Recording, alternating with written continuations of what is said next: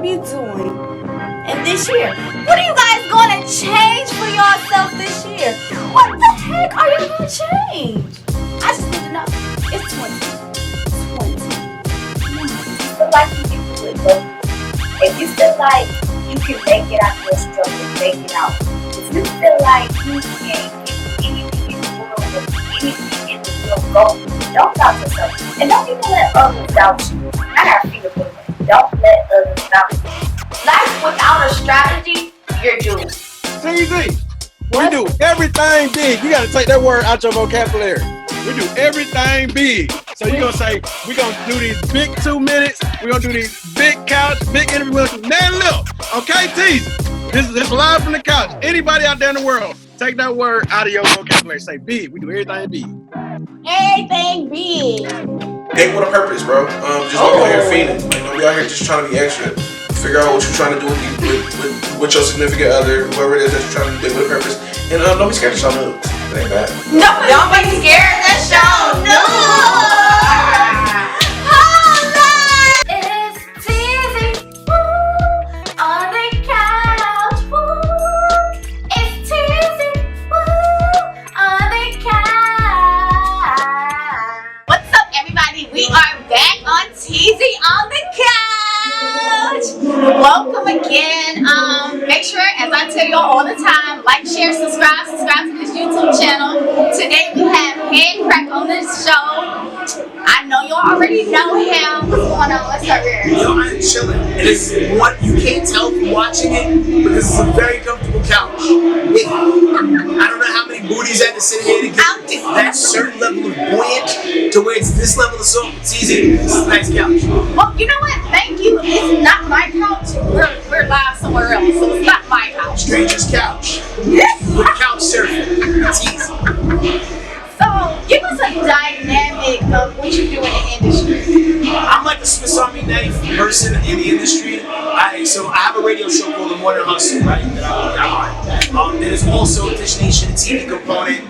Also, I am like an interviewer. I have a podcast called HeadKrack After Hours. Okay. What is Tezzie going on at HeadKrack After Hours? When Tezzie want to pull up on HeadKrack After Hours. It's a very open door policy. We just have to figure out, like, you know, like what the cool language is that we're talking about, and we rock from there.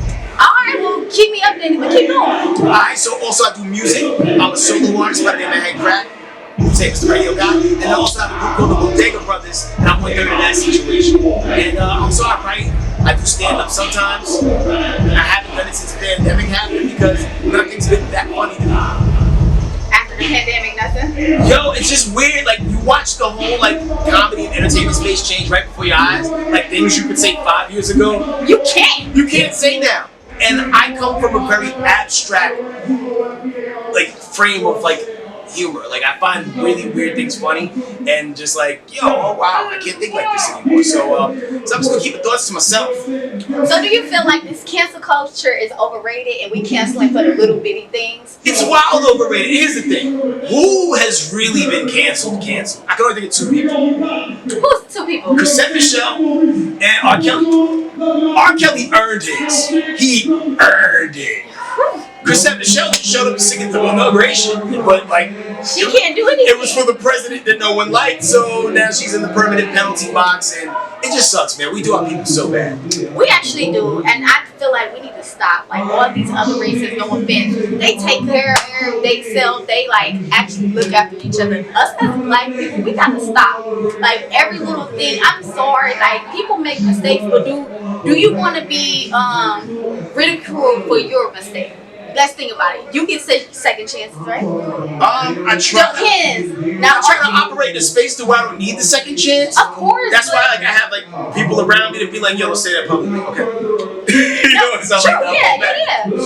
But it's just like people that doesn't have that outlet. Yeah, but people who don't have that outlet, it's crazy because like the world, or at least America specifically, is supposed to be about your opinion. Your opinion should matter. I should know what your opinion is and be able to know whether or not I want to rock with you or not. Period. I almost want to know if you're a racist so I can choose if I want to support you or not. Yeah. Instead of you faking like you're not racist and I'm accidentally supporting you, come to find out you were racist the whole time. You know what I mean? Understandable, yeah. Like wear it on your chest if you're gonna be a racist, and if you don't like this person, bang your chest while you say it so we know. And people can choose with their dollar. That's the only way you can really truly cancel somebody is if you withdraw your support. Now that's true. That's 100% true. So do you feel that, since we on the topic of racism, so if you was in an interracial relationship and your partner's family was like racial, but your partner wasn't, but you don't know the dinner table conversations, how would you feel? Would you respect your partner? Well, Depending if she's not defending it. I mean, I've never been put in a position where like someone said something foul to me or about me to my face. Okay. Right? You know, and then also, let's just say if I was in a situation like that and the parents didn't like me, I would make it a point to produce as many black children as I can with that person. Also, you want some Nick Cannon stuff. Well, yeah, but like, I mean, like, what's the best way to like upset a racist? By using one of their own to make more of them. I mean, make more of us. Okay, I know the tactic. It's an abstract tactic, but it works. I actually see it work. So since I just digged on Nick Cannon, how do you feel about him having an extra amount of kids just because of his situation? It's like, you know what you can deal with as a person. Like, you know, if Nick Cannon, and the cool thing about Nick Cannon, you always see him with his kids. exactly. That's No so matter crazy. how many kids he has, you see him with his kids. He's active. He works very hard to be able to provide a life for his kids.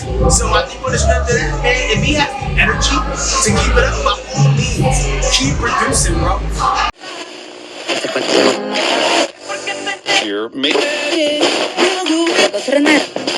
What's up, Teezy Weezies? I'm Ray, and you're watching Teezy on the Couch, where every conversation is worth sitting for. It's 800. Here's the thing. Every time you see Nick Cannon, he's with his kids. No matter what kids they are, he's with some kids that are his.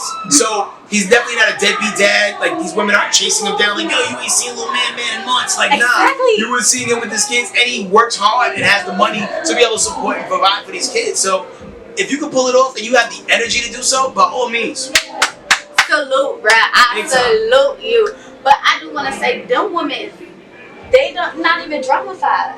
Nah, not. because they know, like, they're good. Like, it's not like Future, you know what I'm saying? Or like anybody else who's just like, you know, like getting pregnant, dipping.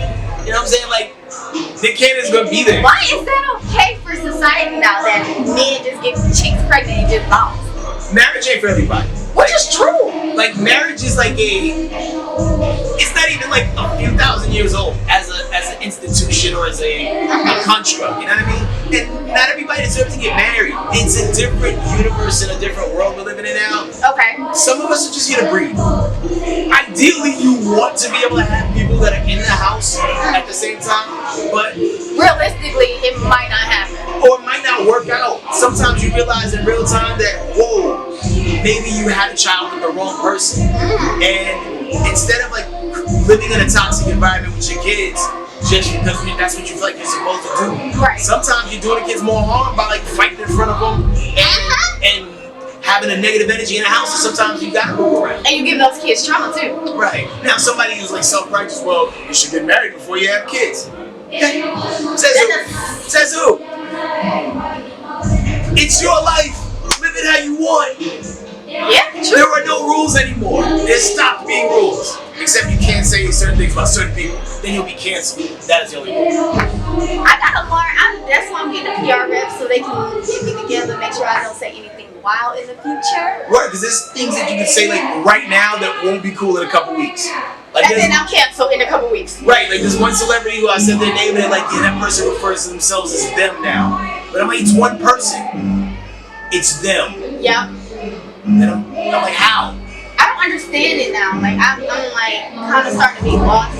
Identify as a truck. A truck. Identify as a truck. I carry things. I don't know. Well, let's lean into your music. Okay. Like, so speak on your single, like the single you just performed. Speak on it. Okay, so I got a new project coming out. I don't want to tell anybody the title yet because it may change. I'm a very like moody person, but So you like Drake in your feelings? I be in my feelings because like sometimes you're motivated by certain things, Okay. certain things, but I know what 5 or 6 songs will complete this next EP. Okay, cool. Will comprise this EP, but the new single. So you should have me rapping, even though I ain't trying to come out with no rapping until I turn 40, you know? Some of the best rappers are 40 plus, so you could probably tell me you would have lived and you have things to talk about. But the new single's called Violence, because you know, you hear a lot of people say, "Yo, well, it's more than chose violence." So I get there's a crazy, it's not a crazy stigma, but like a lot of people's like, "Oh, crack is so nice."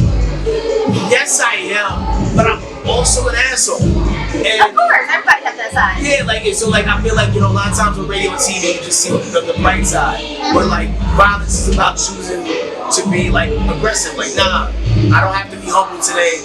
You're whack. I'll punch you in the face while no one's looking.